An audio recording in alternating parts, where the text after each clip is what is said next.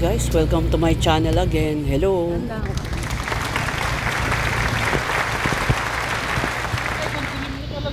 For today video, pupunta po tayo ngayon sa Manantila.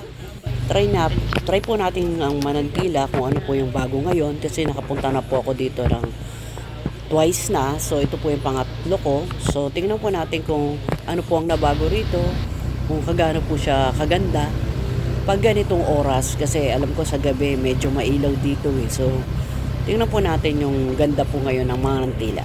Let's go guys.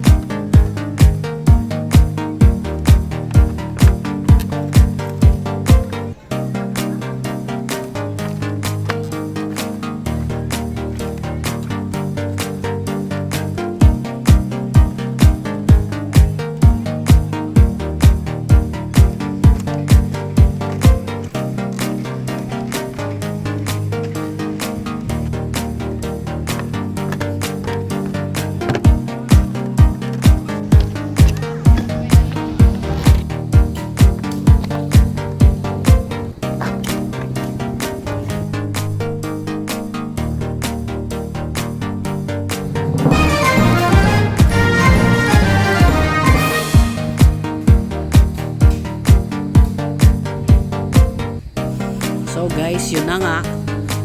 Itong mga puno, ito talaga yung dinadayo dito. So maganda talaga siya.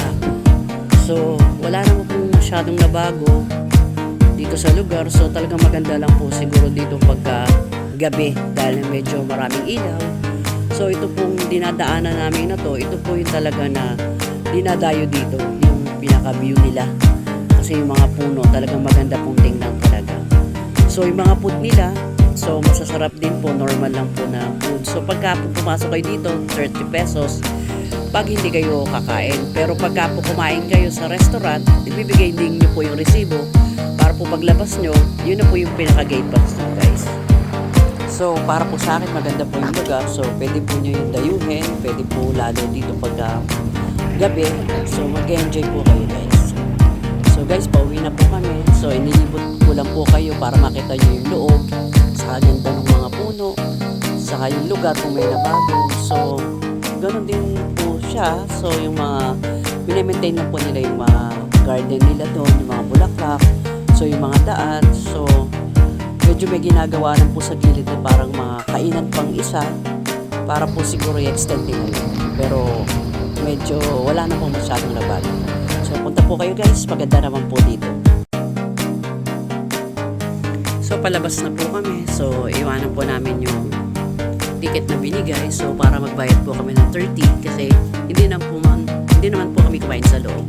So eto na po yun, ipapasa na po namin. So lalabas na po tayo. So guys, balik po kayo dito, maganda po dito. Thanks for watching guys.